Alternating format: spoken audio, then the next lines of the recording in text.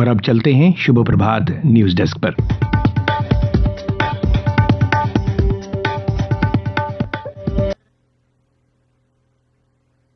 धन्यवाद संजीव।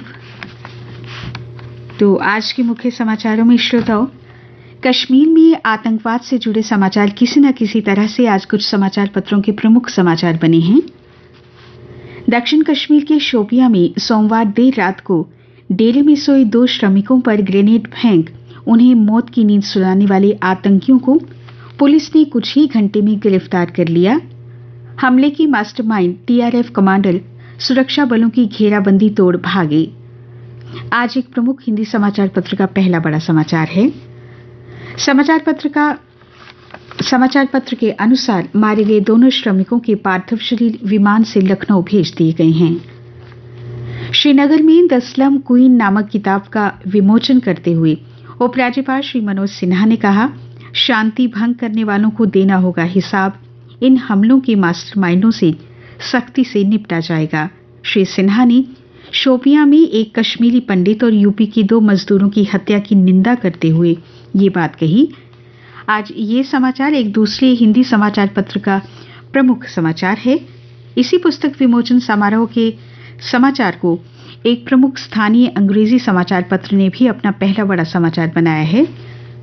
पत्र के अनुसार उपराज्यपाल ने नाम लिए बगैर फारूक अब्दुल्ला पर बोला हमला, उनके कार्यकाल के दौरान हुई निर्मम हत्याओं को गिनवाया। उपराज्यपाल डॉक्टर फारूक अब्दुल्ला द्वारा रियासी में दिए गए उस बयान के संदर्भ में बात कर रहे थे जिसमें उन्होंने कहा था कि कश्मीर घाटी में हत्याएं तब तक नहीं रुकेंगी जब तक न्याय नहीं होता। केंद्र सरकार का किसानों को दिवाली तोहफा, गेहूं का एमएसपी 110 और सरसों का 400 रुपए प्रति क्विंटल बढ़ाया। आज एक और हिंदी समाचार पत्र का ये प्रमुख समाचार है। अन्य समाचार पत्रों में भी ये समाचार छपा है। मुख्य पृष्ठों के कुछ अन्य समाचार हैं। प्रदेश में एसआई पद की लिखित परीक्षा में धांधली की जांच कर रही सीबीआई ने कल बीएसएफ के commandant medical officer doctor Karnail Singh को गिरफ्तार कर लिया। करनैल सिंह पर परीक्षा का पेपर लीक कर उम्मीदवारों को मोटी रकम लेकर बेचने का आरोप है। डल झील के तट पर साहित्य का उत्सव, देश के विभिन्न भागों से साहित्यकारों और फिल्मकारों का आज होगा जुटान। प्रधानमंत्री श्री नरेंद्र मोदी ने कल नई दिल्ली में इंटरपोल की 90वीं महासभा का उद्घाटन करते हुए कहा कि आतंकियों के लिए दुनिया में नहीं कोई सुरक्षित जगह।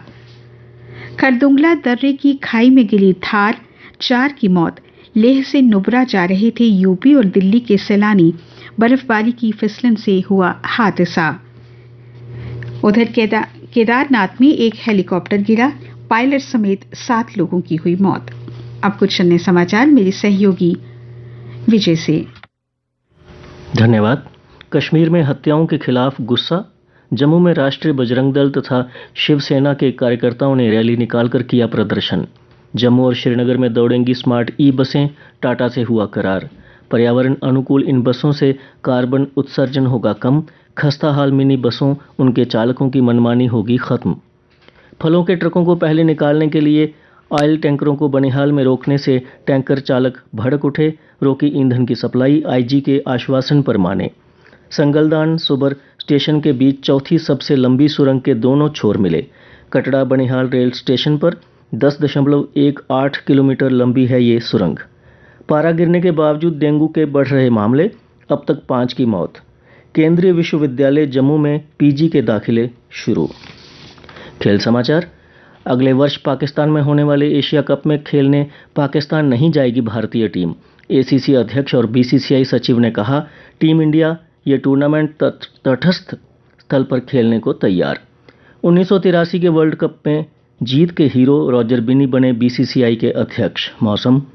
प्रदेश के कई हिस्सों में बारिश और बर्फबारी से बढ़ी ठंड। मुगल रोड पर वाहनों की आवाजाही बंद। जम्मू संभाग में हल्की बारिश का अनुमान है। तापमान कल का अधिकतम रहा 29.9 डिग्री सेल्सियस व न्यूनतम 18.2 डिग्री सेल्सियस।